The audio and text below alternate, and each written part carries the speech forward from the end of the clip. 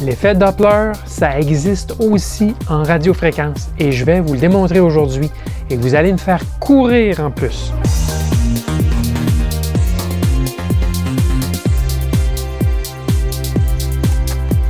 Bidouilleur, salut! Il y a de ça quelques années, j'ai modifié des radars de police qui ont été déclassés pour en faire un système de communication à 24 GHz. Oui, 24 GHz. On est dans les micro-ondes très élevés ici. C'est en faisant une démonstration du système converti là, pour faire de la communication, une démonstration à une réunion du club de radioamateurs local auquel je participe, que j'ai constaté le principe même des radars de police, soit la mesure de l'effet Doppler pour estimer la vitesse de déplacement des véhicules automobiles. Bien, j'ai pensé refaire cette petite démonstration pour vous. Question de vous illustrer que l'effet Doppler, ça ne s'applique pas seulement aux ondes sonores, mais aussi aux ondes électromagnétiques, les ondes radio. Je vais d'abord vous expliquer la démo d'aujourd'hui de façon sommaire. Je vais m'exécuter à l'extérieur pour votre bon plaisir. Par la suite, je reviendrai avec plus de détails techniques sur le système de radar et les modifications que j'y ai apportées. Alors allons-y par une petite introduction rapide de comment ce projet-là a débuté. Il y a quelques années, dans notre club de radioamateurs local, on s'est fait offrir des têtes de radar. Donc, ce sont ces deux. Par exemple, vous en voyez deux ici. C'est un émetteur-récepteur radar de police qui ont été déclassés. Puis, c'est dans la bande des 24 GHz. Et la bande de 24 GHz, mais c'est une bande de radioamateurs aussi. Donc, je me suis mis au projet de modifier ces têtes de radar pour en faire des émetteurs-récepteurs et pouvoir prendre des communications radio à 24 GHz, ce qui est très payant dans les concours de communication, puisque c'est une bande, évidemment, micro-ondes à fréquence hyper élevée. Donc, par contre, ça nécessite des modifications pour en faire des émetteurs-récepteurs comparativement à un radar. On va voir ça plus en détail tantôt. Je vais tout vous expliquer ça. Mais il est possible, malgré tout, puis c'est un effet un peu collatéral de mon projet, c'est qu'il était toujours possible, il est possible de mesurer la vitesse par effet Doppler. Et c'est ça ce que le projet fait. L'effet Doppler, vous le savez, on l'entend évidemment régulièrement lorsqu'on entend une voiture qui vient vers nous, qui klaxonne, ou un train qui siffle. La fréquence est très élevée, le train nous passe vis-à-vis et lorsque le train continue son chemin et s'éloigne, la fréquence de la tonalité diminue. Bon, c'est le même principe. C'est donc un décalage de fréquence d'une onde. Puis ça, c'est observé entre les mesures à l'émission et à la réception. Donc, lorsque la distance entre l'émetteur et le récepteur change, il y aura un décalage de fréquence. Et donc, plus la vitesse de l'objet est rapide, plus le décalage de fréquence sera grand. Bon, dans le contexte d'un radar, ici, vous voyez à droite, ce n'est pas tout à fait le contexte d'un radar, c'est une simulation que j'ai prise sur Wikipédia, mais qui montre un objet qui émet du son. L'objet, c'est le point noir. Okay? Alors évidemment, en avant de lui, on voit que la longueur d'onde est plus faible, donc les crêtes et les creux sont plus comprimés et en arrière de lui, ils sont plus distancés. Alors c'est ça l'effet Doppler, visualisé si vous voulez. Alors maintenant, dans le contexte d'un radar, bien, on aurait un émetteur qui émet une onde vers un objet. Donc, ce n'est pas l'objet qui émet l'onde. Par contre, l'objet va réfléchir une onde. Il va agir comme un émetteur, mais passif. Et le récepteur sera aussi l'antenne radar. Okay? Alors, il faut juste se rappeler de ça dans le contexte là, de la mesure de radar. Il y a un aller-retour ici qu'on va devoir prendre en ligne de compte. OK. Alors, le projet de modification des têtes de radar de police pour la communication radioamateur, eh bien, très rapidement, là, j'ai modifié les deux têtes pour deux fréquences différentes. Donc 24,125 GHz à une extrémité, 24,155 GHz à l'autre extrémité. Évidemment, on ne veut pas être sur la même fréquence. Et en plus, c'est du duplex intégral. Donc, ça veut dire qu'il y a émission et réception en simultané. Okay? Donc, c'est important qu'il y ait deux fréquences.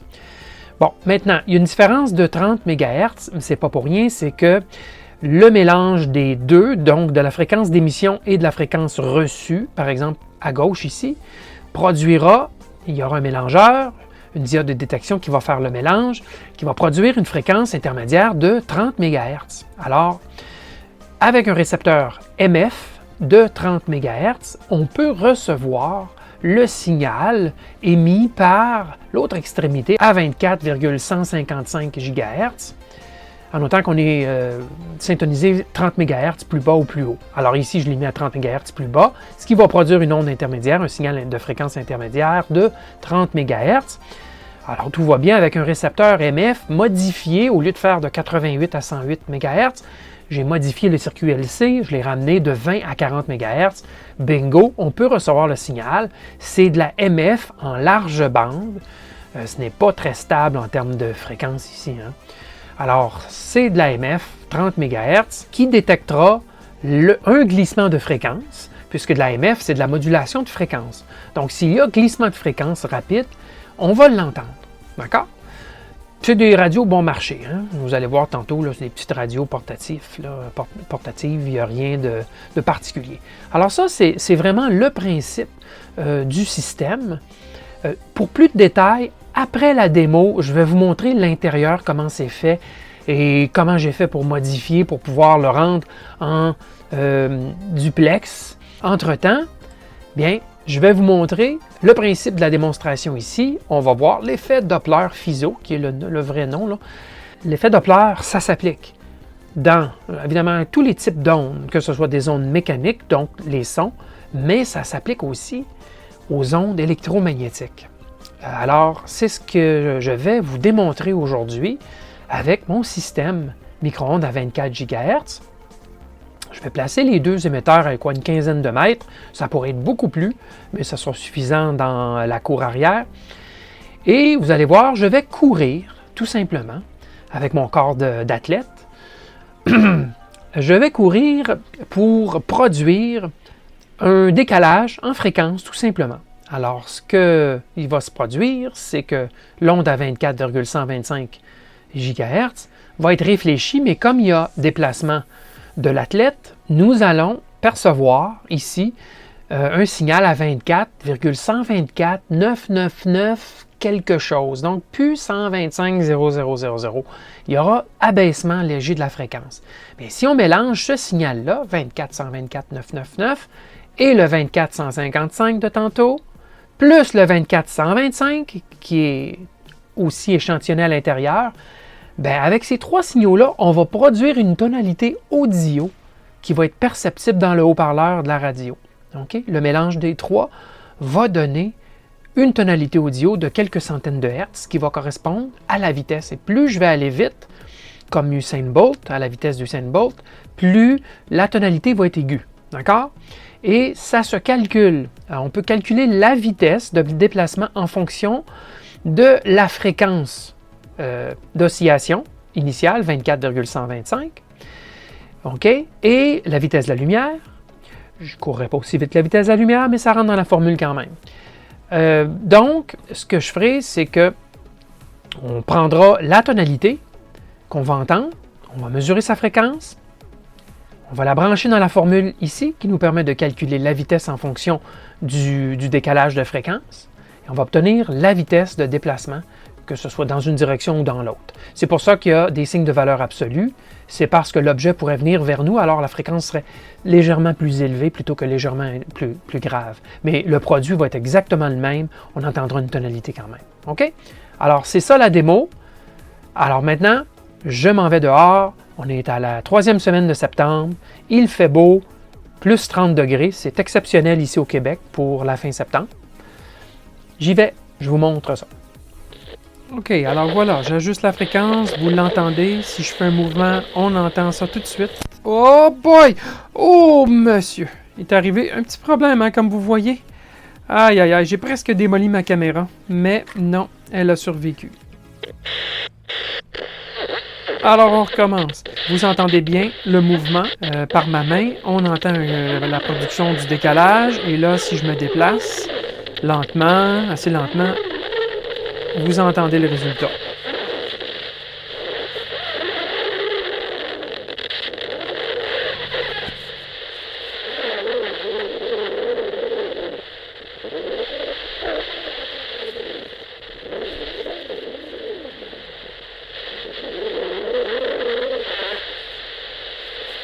Bon, maintenant, je vais m'installer comme pour faire une course d'athlète. Et la voici. Attention, portez attention.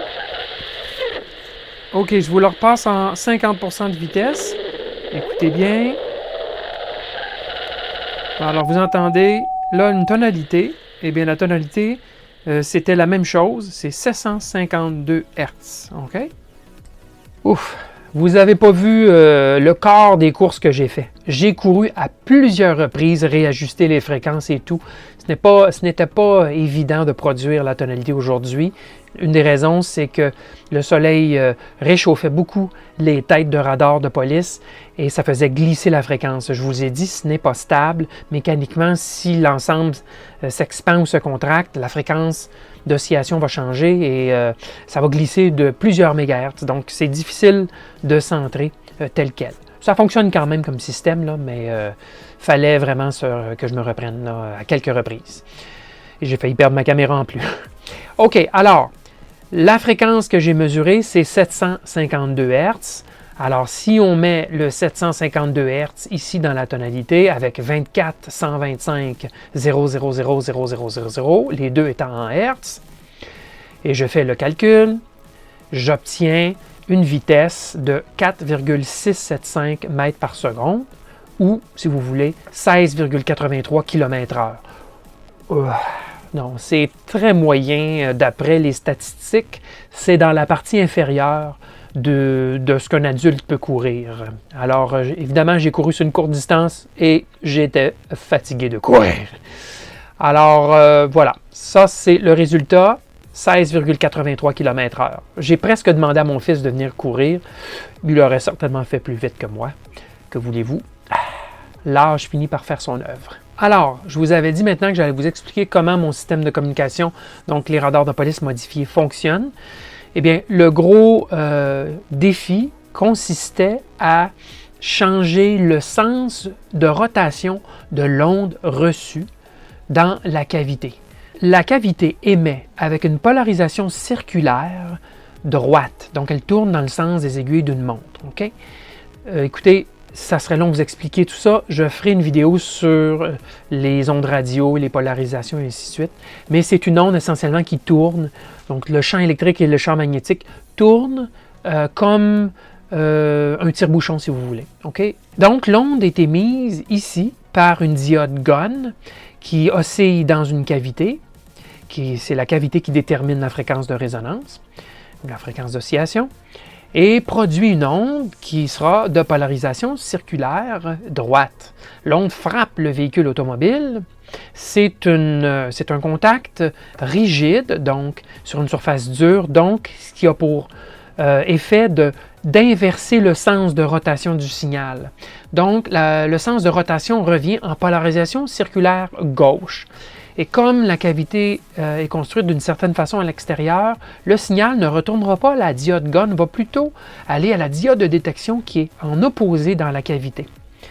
Alors, ce qui fait donc que ça n'irait pas si je prenais deux systèmes comme ça et je les mettais face à face parce que je recevrais une polarisation circulaire droite au même titre que lorsque j'émets polarisation circulaire droite et l'onde se retrouverait dans la partie inférieure où il n'y a pas de diode de détection. Alors, il fallait que je modifie la construction interne, donc la position de la diode, pour arriver à détecter le signal. Alors, je vous montre l'intérieur tout de suite, après on regardera ce que j'ai fait. Essentiellement, là, ça fonctionne à l'aide de ce qu'on appelle un gunplexer. C'est ça la cavité résonante avec une diode. C'est une diode GON et l'ensemble ici qu'on voit en beige foncé, on appelle ça un gunplexer. Les radioamateurs connaissent ça. C'est la façon la plus simple de produire des ondes électromagnétiques d'hyperfréquence. Par contre, ce n'est pas très stable. Okay? Et bon, ça produit un signal dans une cavité ici qui est ajoutée. Une cavité, c'est vraiment une chambre de résonance. Et il y a une vis d'ajustement pour la fréquence. Si on change la géométrie ou la profondeur de la cavité, on change la fréquence de résonance tout simplement. Il y a aussi une diode de détection ici qu'on voit. Il y avait une plaquette dans le radar de police. Cette plaquette-là servait justement à détecter la vitesse. Et ça, out, je ne m'en sers pas du tout. Alors, si on vire la cavité de l'autre côté, bien, c'est ce qu'on voit, c'est le trou où il y a le pavillon à l'intérieur, ou l'antenne si vous voulez. OK? Alors, le faisceau d'onde sort ici, et on voit ici les contacts de la diode GON, si vous voulez, et la mise à la masse. D'accord? Alors là, le défi, c'était de déplacer la diode mélangeur de l'autre côté, ici, dans la cavité en aluminium, et la déplacer plutôt ici, dans le gunplexer. Alors, il y avait déjà des petites marques, déjà un petit rond qui montrait une position possible pour l'insérer. Alors, j'ai percé à cet endroit-là, et j'ai inséré tout simplement la diode. Ça, c'est la position originale de la diode de détection. OK? Alors, je l'ai enlevé, et je l'ai plutôt déplacé, et je l'ai inséré dans le gunplexer à la place. Pardon, c'est ici. D'accord? Alors ça fait que je pouvais recevoir et émettre en même temps. Et ça a fonctionné. J'ai pu faire des bons contacts radio de cette façon-là. Maintenant, lorsque le signal est émis, évidemment, il sort en polarisation circulaire droite, ça en va à l'autre radar. L'autre radar retourne un signal pour communiquer et il revient au même endroit que l'émetteur. Et donc, la diode de mélangeur, reçoit une partie du signal d'émission et le signal de réception, une partie. Et donc, fait le mélange des deux et produit la fréquence intermédiaire à 30 MHz. Ça marche très, très bien.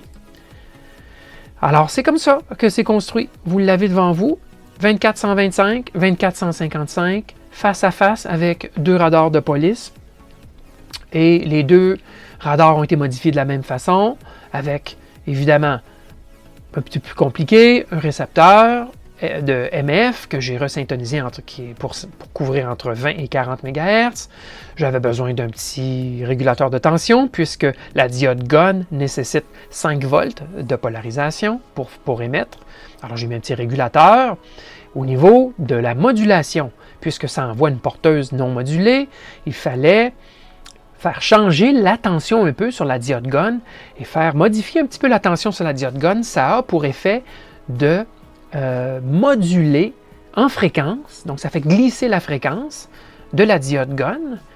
Et donc, bien, en arrivant ici avec une légère modulation audio sur le régulateur de tension, bien, on fera glisser la fréquence et on pourra émettre en modulation de fréquence tout simplement. Et c'est ce que j'ai fait ici. J'ai écrit un petit programme de pic qui produit une tonalité, une onde carrée à 800 Hz tout simplement. Et avec une clé de Morse, on peut envoyer du code Morse et donc on enverra une tonalité qui sera reçue à l'autre extrémité et qui battra avec l'oscillateur local à l'autre extrémité et ça sera reçu sur le récepteur MF tout simplement comme une belle tonalité. Alors c'est de la MF modulée en audio tout simplement. Ce n'est pas ce qu'on appellerait, pour les radioamateurs vont comprendre, du CW. Là. Je n'interromps pas la porteuse. Elle est toujours là. Je ne fais que rajouter une tonalité audio qui module en MF. Okay? Alors, c'est ça le système, tout simplement. Le résultat à l'intérieur, une fois modifié, bien, ça avait l'air de ça. Là, vous voyez le pavillon vraiment, à quoi ça ressemble avec le microcontrôleur PIC, petit ajustement pour le niveau de modulation. J'avais mon petit potentiomètre, là. Et c'est pas plus compliqué, hein? Il n'y avait pas grand-chose. Ça fonctionne très, très bien. Et le résultat est satisfaisant puisqu'on a été capable de communiquer au dernier concours à 11 km de distance avec ces simples petits radars de police. Et oui, 11 km avec 5 milliwatts à chaque extrémité. C'est la puissance radiofréquence émise, 5 milliwatts. Mais bien sûr, le faisceau est passablement étroit. Donc, c'est assez concentré, mais ligne de vue de colline à colline, 11 km. Bien voilà, j'espère que vous avez trouvé ça amusant et intéressant. Mais avant de se quitter, j'aimerais vous aviser de faire attention aux dommages possibles causés par les ondes radio. Oui, moi je ne vous recommanderais jamais de regarder dans un four micro-ondes avec votre nez collé sur le hublot. Attention à vos yeux. Ils pourraient être endommagés par les radiations électromagnétiques intenses. Les yeux sont particulièrement sensibles car ils ont des dimensions comparables aux longueurs d'onde des hyperfréquences. Et ils ne sont pas bien refroidis par une bonne irrigation sanguine. Donc attention aux yeux. Bien, cette logique est aussi valide pour l'expérience d'aujourd'hui. Bien qu'émettant seulement de 5 à 10 milliwatts de puissance RF, le Gunplexer concentre quand même toute cette énergie dans un petit faisceau à la sortie du guide d'onde. Je me suis donc tenu le visage loin des embouchures des pavillons des radars, des têtes radars. Alors, rappelez-vous de ça si vous jouez un jour avec les radiofréquences ou en tout cas les hyperfréquences. Il y a des normes et des pratiques à respecter pour votre sécurité. Eh bien, merci de continuer de me suivre et faites-moi part de votre appréciation par un pouce vers le haut, ça serait très apprécié. À la prochaine!